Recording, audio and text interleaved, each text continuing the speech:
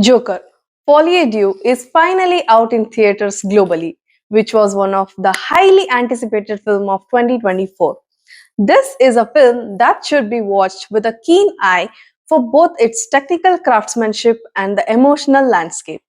Folie deux presents an extension of the original film Joker and Arthur Fleck's world, but introduces new elements that could make it both more intriguing and more complicating.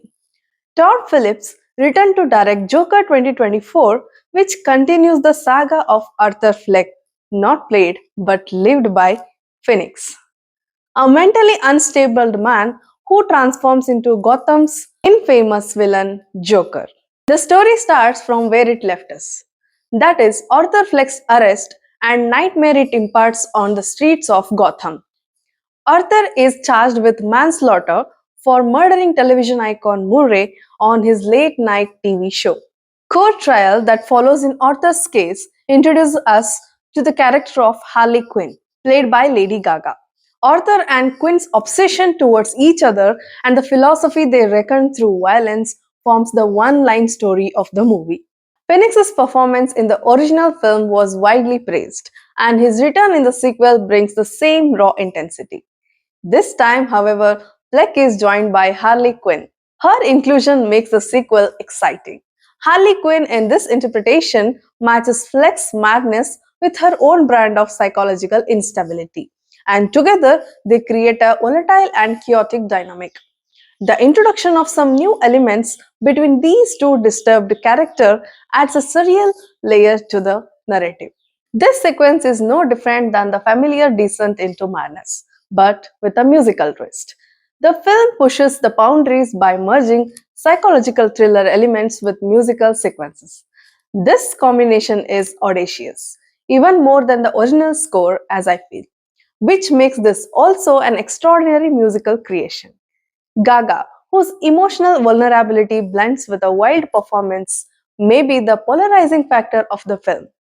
While some elements are daring, they might also be shocking to the audience, who are familiar to the despair of the first Joker. It cannot be ignored that these elements and the performance mixture seems tonal imbalance, disrupting the film's psychological depth in many of its scenes. Especially the scene where Arthur addresses the crowd with very moving thoughts. The pairing of Phoenix and Gaga seems like a pairing of power and fragility. Phoenix's portrayal of Arthur Fleck was already an overwhelming display of broken humanity in the first film. His physical transformation, painful laughs, and portrayal of madness were a showcase of his acting prowess. This time, character's arc is now intertwined with Harley Quinn's narrative. Gaga brings a different flavor to the sequel. What makes the film great is Gaga's chaotic instincts and Phoenix's deeply haunting presence.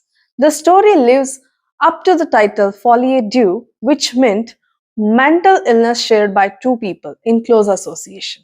Harley's character, who falls in love with Fleck during her time as his therapist, is portrayed as equally disturbed as Arthur's. This madness is paralleled through a song, making the viewing experience totally different. The story mostly revolves around the dynamics between Phoenix and Gaga, exploring the contrasts in their performances. While Phoenix is methodical, Gaga's portrayal may be more explosive and less thoughtful, playing up the madness in ways that verge on theatrical. This duality could either add to the film's narrative depth or undercut the psychological drama by leaning too heavily into the performance. For some viewers, this contrast will elevate film's complexity, while for others, it might feel contradictory. Todd Phillips crafts this film that is visually stunning yet emotionally distressing. The chase sequence in the film is decent yet interesting, and the broken glasses enhances the beauty of Arthur's world.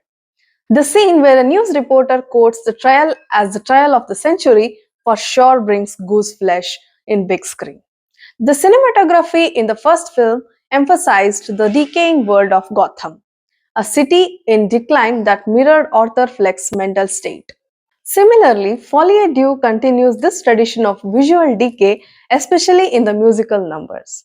The use of colors, lighting, and the staging adds to the surreal. dreamlike quality of the film, making it even more of a psychological trip than the prequel. The technical mastery involved in creating the visual atmosphere of the film is outstanding, but might express concerns about whether the film's aesthetic overwhelms its narrative. The dark tone remains consistent throughout, and while visually it is stunning, the unrelenting bleakness might leave the audience emotionally drained. The significant critique of its prequel was a social commentary. While the film explored a mentally ill man falling into madness, the narrative failed to offer substantive insight into social issues like mental health and systematic oppression. Folie deux is likely to follow the same trajectory, despite its exploration of Arthur Fleck's mental state and Harley Quinn's delusions. The film doesn't engage deeply with the root cause of their psychological breakdowns.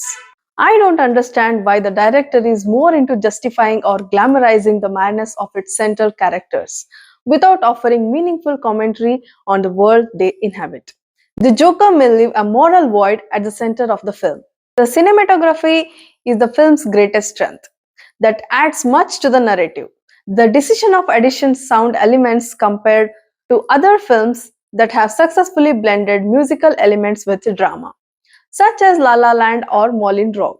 But to point out that in Folie deux, the stakes are different, where bridging these additions and drama could feel like an interruption to the story's psychological exploration.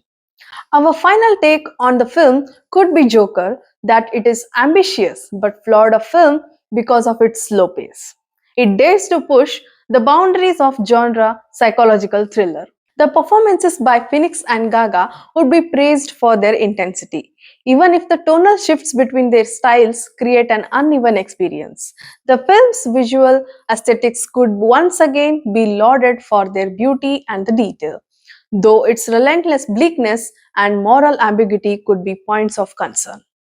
I personally opine that this film for sure will garner cautious admiration. The film takes risks, some of which pay off, while others may leave audience feeling more unsettled than satisfied. Like the original Joker, the sequel is a dazzling display of talent and style, but it is hard to fully get behind the nihilism at its core.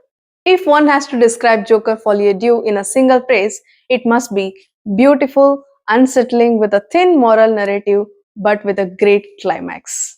The movie truck would rate it 6.5 out of 10. For more movie related updates, subscribe to our channel and hit the bell icon.